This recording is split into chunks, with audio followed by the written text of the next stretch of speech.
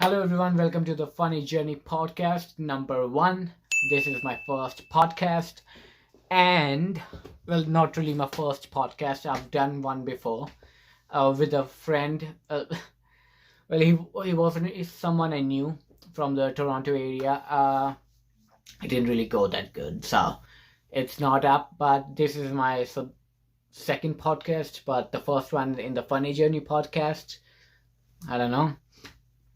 But yeah, as you can see, as you may just know from the channel, I'm a comedian. I do stand up comedy, and that's what I do want to do for the rest of my life. I'm just getting, I'm just now really getting more serious about it, and that's why I'm doing YouTube with it to maybe support, stand up more and maybe promote it or other things. And I want to do YouTube to talk to people and this and that. I just ended a Twitch stream of me just talking, and they were, I think, 5 people we were talking, and I mean it was a low number. I just started, but it was fun. We were talking about things, and I thought maybe I should just record a podcast, and that's what I'm doing right now. And I was thinking about talking a few things. Like I don't know. I've been doing stand up for a year now, and I really enjoy the writing part of it. That's something I really enjoy. But I think that's only because I think I'm getting better. But of course, what do I know? I've only been doing it for a year, and comics who are just doing it for a year, or if people even people who have done it for 11 years, even those are counted as little babies. So I'm just I'm just I'm just a sperm, living in balls right now. So, but I really enjoy writing. The performing part, I enjoy that too, but I'm still really getting familiar with it. I don't really, again, I only perform once a week, and I just need to perform more. That's the only thing I can really see to really get there. And recent breakthrough, actually, I really had this. Okay, I'll talk about that later. First, okay, the issue remains is the amazing and crazy issue that every human being has, is that of not knowing what is truth, what is really really true, because okay, it's hard to explain. I mean, I could do one thing on stage on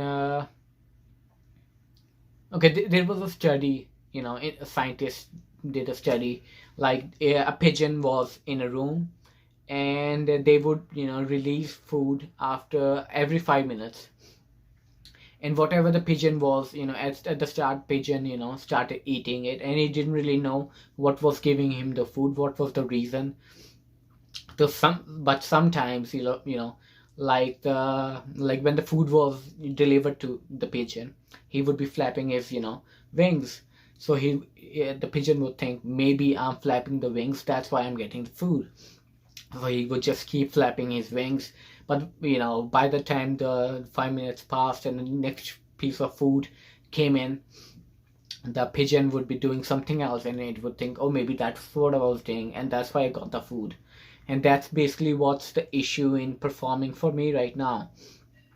I just need more experience to really know what is true, because I could be doing things, getting a laugh, and not really know what really created that laugh. I would really have to experiment and do things, maybe do this in one show and do that in one show, and really see same material, do this in one show and do this in the second show, and then I would know which one gets a laugh, and then I would know which one is the truth. That's basically the scientific way of going about it, and that's what I'm really thinking about doing. But I need more stage time. I need to get on more stages, do more comedy, more stand up, and yeah. But I've been writing a lot, and I I've been thinking about writing a movie or writing a show or a series, and I don't really know where to start. But I just saw, oh my god, I saw this on Netflix. The Witcher series. It's based on the game, which is based on the books, and I absolutely love it. I absolutely love it. The writing, the mood, and everything, the direction of the whole show. I mean, at first, I thought, it was going to suck. It wasn't going to be that good, but I absolutely love it. And I was supposed, I, I was supposed to do some work, and I didn't. I just binge watched the whole show, like 8 episodes. Every episode was like 58 minutes. So I basically spent like 8 hours watching the whole show in one day on my off days when I was supposed to do other stuff. And I mean, it was a bad thing, but the show is just so great. So, and it just filled me with so much ambition that maybe I could, create some. I mean, I would need a lot of budget. Netflix, hit me up. I would need a lot of budget, but to create something like this, and years of learning. But I really want to create something like that someday. Someday, get there and do something like that. But I don't know. What else? What else? There are question. I've got a question I got in my Twitch chat that I didn't really answer. When were you? Okay, no, I'm not gonna answer that. But there are a few things going on. Like there's an Australia fire in Australia, and the craziest thing is there was a cloud, like the smoke cloud, and they they showed a picture in the Vice YouTube channel. There was a picture, and that basically that smoke cloud was as big as Europe. And that's fucking crazy. Not just the fact that there's such a big fire going on in Australia, but the fact that Australia is so much bigger, but we see it as small little thing on the side, on in reference to the other world, the small little thing. And I think that's really because I think Vsauce on YouTube explained it. He was talking about the curvature of the earth being round, and it is round, it's not flat, fuck you. But the curvature of the earth, and it's really hard to show things their actual sizes on a globe, on a circular shape. And that was really the issue. But it's just crazy, man, the fire going on in Australia. I mean, I'm sure there have been more crazier things that have happened in the history of our planet, but to see something like this right now, I mean, I'm sure in the history of human beings, intelligent human beings, there have been countless things like this that have happened. But to be able to see it now because of all the technology advancements, and like we can see a video or watch pictures, see pictures, and it's just crazy, man. I mean, they showed pictures of like there was a guy, he was actually holding a cup with water and feeding a baby kangaroo. And that's just fucked up, man, to just see something like that. And it doesn't really feel good to watch things. It's maybe I don't know. It's just crazy. There was another picture of a kangaroo, a little kangaroo baby on barbed wire, and he wasn't really like stuck in the barbed wire. It wasn't really. It was just a wire, but he was just totally charred charred. That's a hard word for me, charred. And it was just totally charred, and it was just weird to me, to watch that. It's just crazy, man. Like, the world we live in is crazy. I mean, it goes, I don't know. It sometimes makes me feel weird about God and things like that. Like, what is the point of creating something like that, in something so much of a world where things like that can happen, even if even if the God doesn't really care about the animals, or if they're just made for us, then why even give us the ability to feel bad when we see such a thing happen to an animal? And that's just weird to me, and that's one of the reasons I think maybe God doesn't exist. But again, I think I go back to the Louis C.K. bit. You can't just say. I think it would be pretty arrogant to just say that God doesn't exist. Really, really? Did you check everywhere? Did you go check in the downstairs bathroom?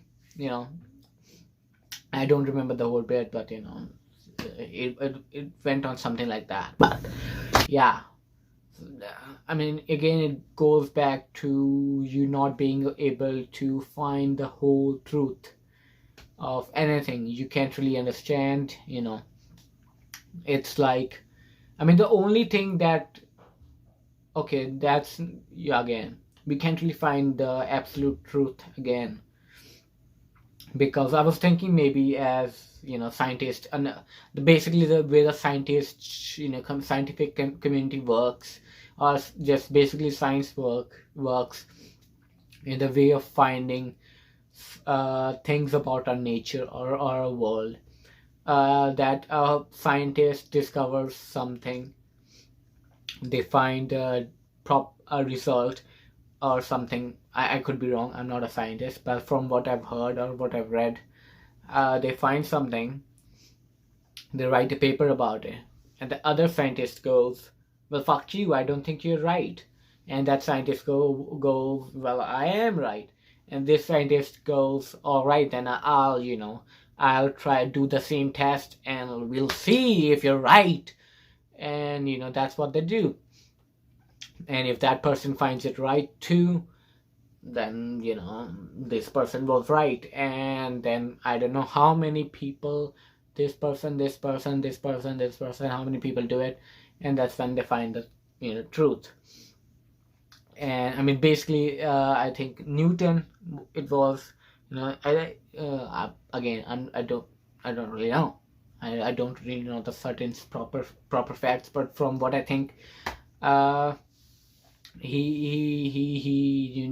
he invented algebra, calculus, I don't know, but he basically invented that on a dare by his friends, and created the language of the universe, and and basically that. And part of the reason why Einstein got really famous, was because when he introduced his theories, people would attack it, and and people wanted to prove him wrong. And that's, they, when they tried it and tested it, and that's when they found out that that Einstein was right. And that's why I think, and one of the reasons I think that community for comedians and stand-up is really, really important, because you can learn from experience. But again, just like the scientific truths, you can find something. It doesn't matter, it's not always necessary the person who finds it and writes a paper about it, they could be wrong. This person tests it out again, they find it wrong. So this person tells this person, fuck you, you were wrong. And this person says, well, I'm not wrong, I'm gonna ask somebody else to do it too. And they ask somebody else to do it, and they test it, and they say, fuck you, you're wrong. And they say, oh fuck, I'm wrong. And yeah, again, so that's why I think there's a need for community in comedy too, to really so we can get better together, because there's no way you can just you would need a crazy amount of experience of just doing comedy, stand up to really get there and to really learn. And that's why I think maybe in the smaller places, smaller towns, uh comedians or comics, again, this is my opinion, I've been only been doing it for a year now, and what the fuck do I know? So you know I think maybe, okay, let's think of another let's think of a metaphor. No, but anyway, there's other few things going on too. I've just recently been, going back to the first one of the first points I was talking about. I recently started, really talking about other things too that I really want to talk about. Like I want to talk about human behavior, human psychology, the way we do things, and really the motivation. Well, not really the motivation. The inspiration came from, always came from George Carlin, and watching him as a kid, and that's something I really want to do. I want to talk about people, the way we are as human beings. And maybe it would be hard to talk about that kind of stuff in today's culture, but I am, I have to try. That's what I want to do. That's what I want to talk about. And we'll see. I just wrote a bit about a few days ago. It's about how people really push, people really put mediocrity up. They're happy with mediocrity, and they try to suffocate excellence and people who are doing good. And it's in everybody, it's in every human being, it's in me, and it's in everybody, and I don't really like that. And that's what I really wanted to talk about. And I think I can do it in the writing perspective, the way I've written it. I just have to go and test it out more on stages. The laughs I got, I tried it about 2 days ago at a cafe in St. Catharines. It went okay, but I as soon as I got off the stage, I realized what I really needed to do in the bit, what I really need to change to really to get to make it smoother with the goal, smoother with the audience. And yeah, that's what I really want to write about, to people, human behavior, psychology. And I don't know, it is kind of weird, to talk about that kind of stuff. And this kind of stuff, I think it's really hard to perform in front of younger people, because I don't know, it just doesn't feel like they're on board right away, or they really care, or they I don't know. I feel like right now I'm talking, I feel like I'm talking like an older person. But you know yeah, older people, I think people may be in their, after 25 or something, I think they really understand my comedy, and whatever I'm talking about, I think that's somewhere I can really go. That's the audience I can really do good with. But the younger audience, it doesn't really feel good, it doesn't really connect, it's always weird. I don't know. But I mean, again, I don't really have that much experience. I've only been performing for a year. I've only been performing every week for about the past few months, like 4 or 5 months. That's it. That's all. That's all I've been doing it continuously. I've been writing for totally a year, but the performing part is, has been laid back quite a bit. And but and it's always hard to get up on stage and just perform. And actually mostly just whenever you bomb on stage, that's really hard. But again, two things that I really remember, I don't know where I got them from, where I heard them, but the first one was, to be an artist is to be miserable, and I understand that now. And the second one was, you know uh, I don't remember the exact words for it, but it was basically saying, uh, it was about an artist who created something, wrote something, I think a movie, and the movie didn't really go well, and they were just feeling like shit. And one of the friends asked them, do you want to quit? And the person said, hell no. And and the friend said, well, you got punched down, that's the price you pay to even be in the ring.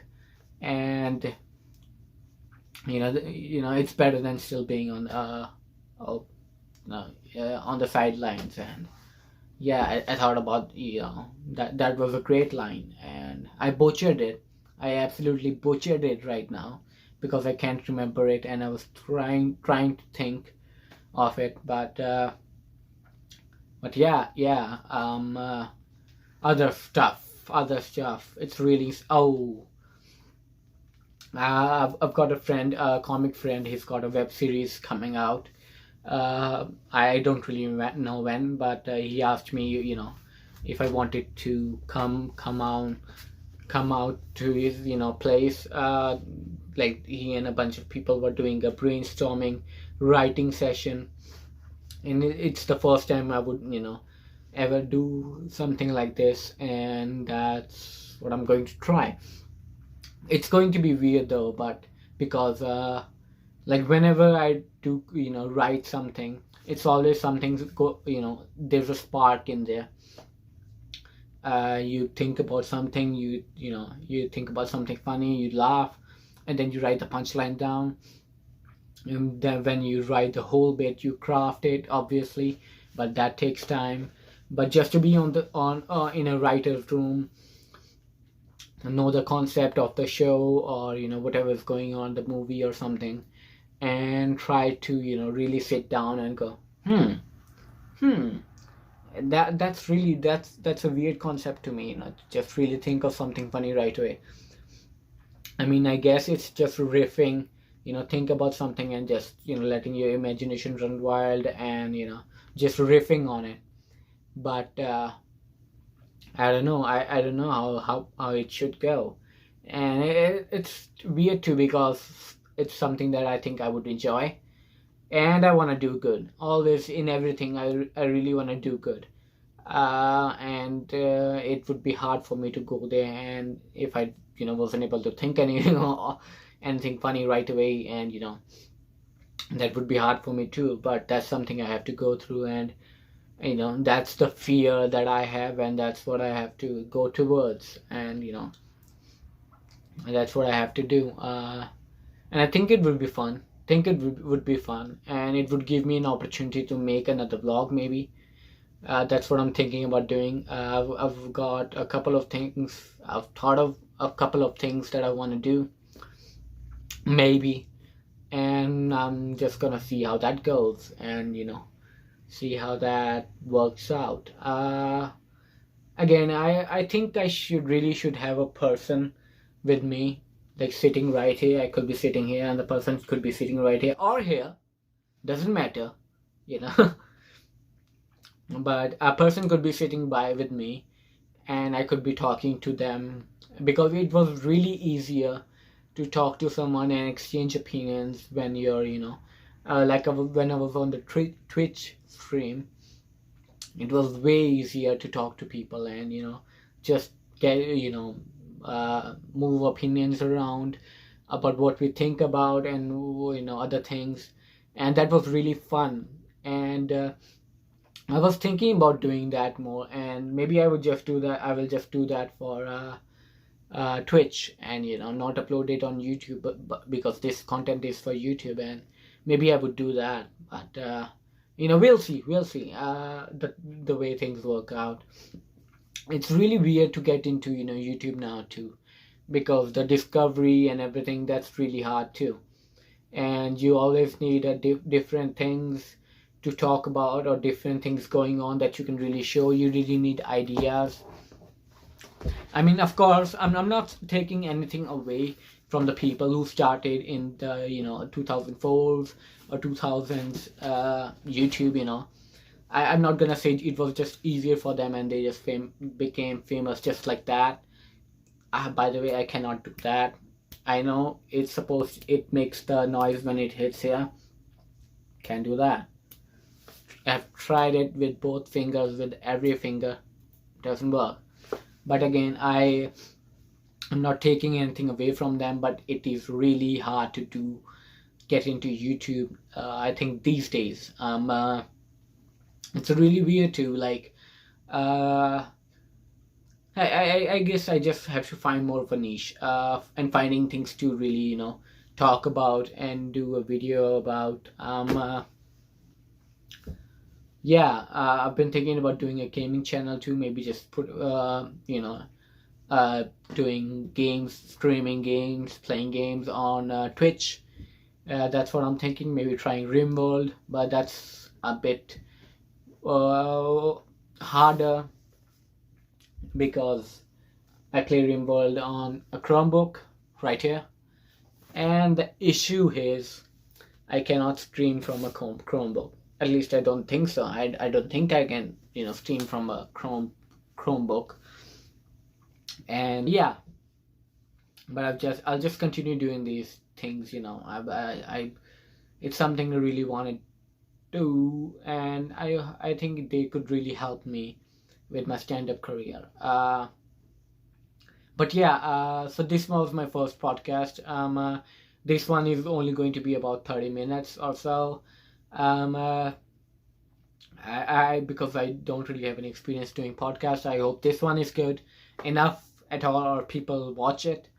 So yeah, it's about been 28 minutes.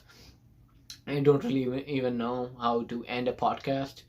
All my experience that I have of watching a podcast, or seeing a final finished product that is successful, so I can maybe get some hints from there.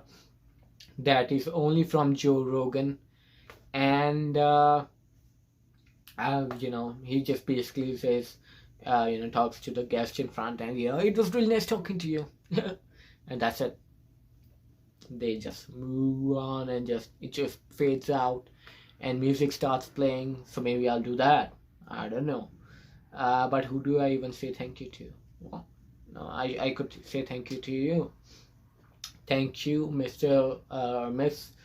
It was really nice, spending time with you. Thank you for being here in the podcast. And well, yeah, subscribe to the channel if you'd liked